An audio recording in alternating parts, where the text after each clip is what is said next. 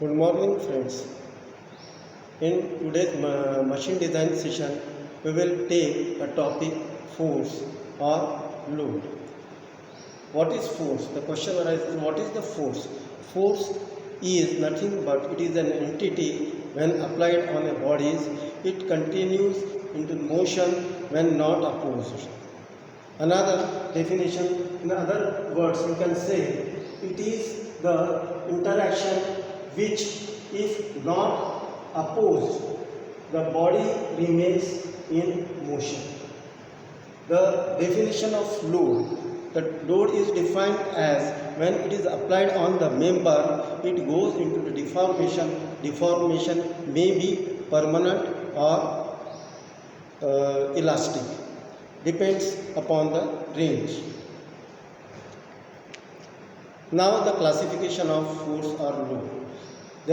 In order to define the load, two parameters are required. First is the magnitude and second is the direction, because it is vector quantity. So on the basis of direction, we can classify the load or force as tensile load, compressive load, direct shear load, crushing load, bending load and torsion load. And on the basis of magnitude, we can classify the load as steady load and variable load. In variable load, we can again classify it as cyclic load and non-cyclic load. Non-cyclic load again can be classified as fluctuating load, repeated load and completely reversed load.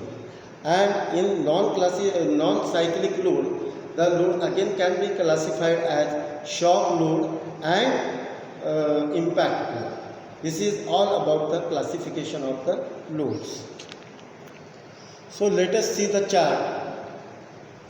On the basis of direction, we can classify the load as tensile load, compressive load, direct shear load, bending load and torsion load. And on the basis of magnitude, the load can be classified as steady load and variable load. Again, variable load can be classified as cyclic load and non-cyclic load. In cyclic load again can be classified as fluctuating load and repeated load and completely reversed load. Again, non-cyclic load can be classified as impact load and shock load. Now this chart is completely showing the classification of loads. Now let us study step by step, one by one, the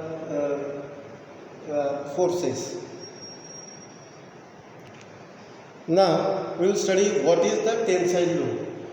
Suppose a member is subjected for equal and opposite pull, then it is said that it is subjected for tensile load.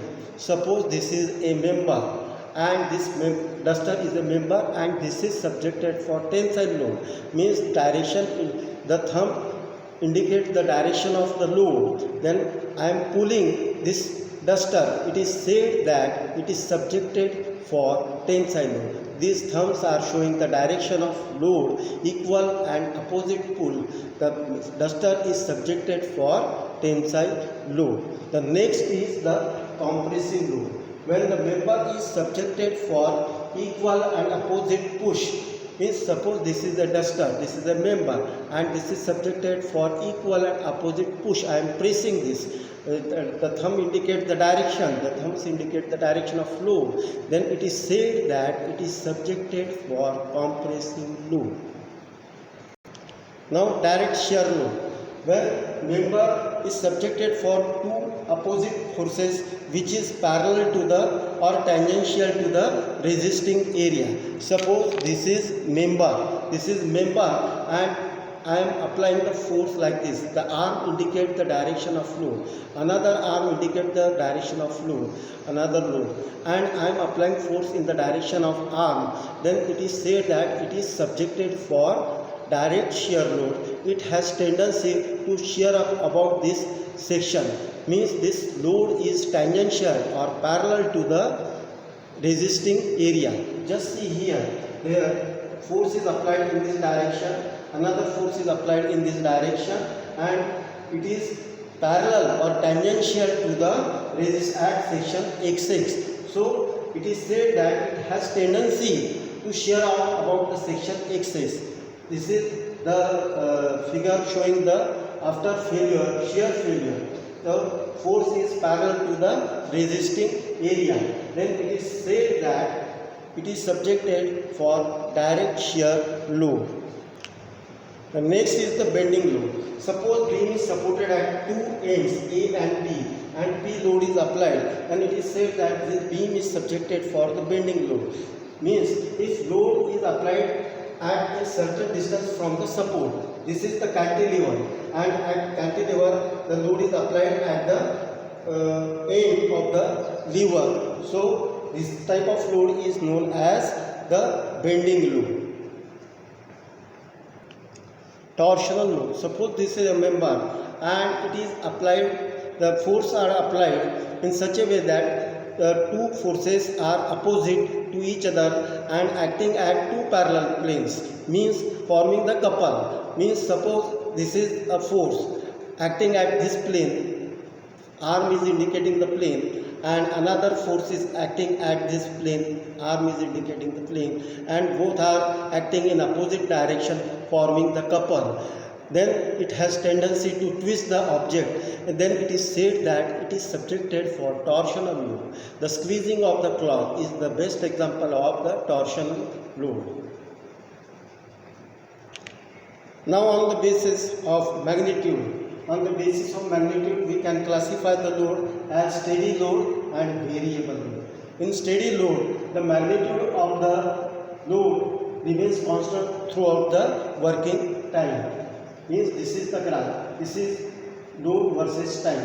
Throughout the time, working time, the magnitude of load remains constant. Straight line you will get in the steady load, static load or dead load.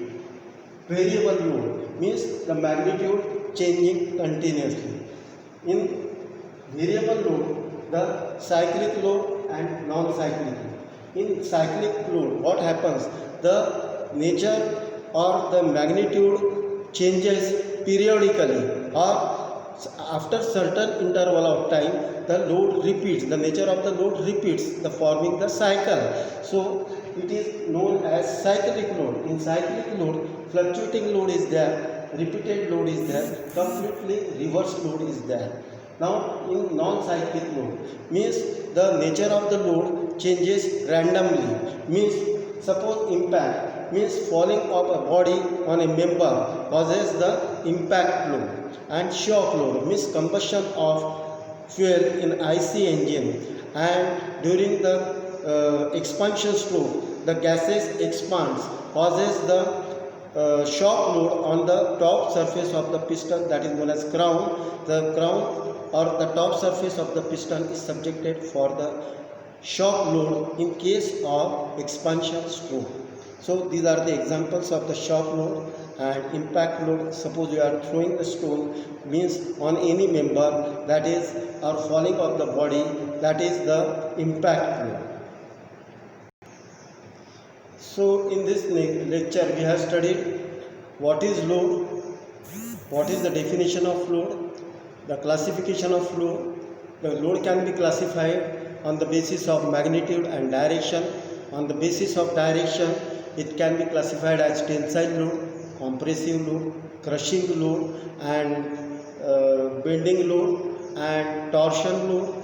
These are the classification of the loads on the basis of direction, and on the basis of magnitude we can classify as the steady load and variable load. Steady load means magnitude of the load remains constant throughout the working time, and variable means the nature or the magnitude changes during the as with respect to time. Now change may be cyclic or non-cyclic.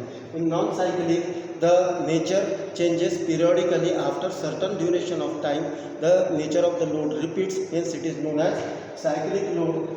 In cyclic load, fluctuating load is there, repeated load is there, and completely reversed load is there. In the nature are shown in graph. This is first is the fluctuating load, second is the repeated load, and say the third is the completely reversed load.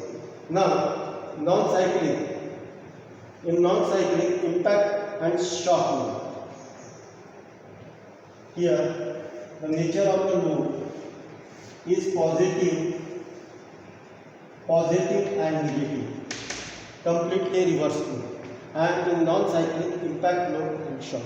This is all about the classification and types of loads, and in the next session we will study the different types of stresses caused by these loads, and here we declare the end of the session. We will meet in next session. Thank you very much.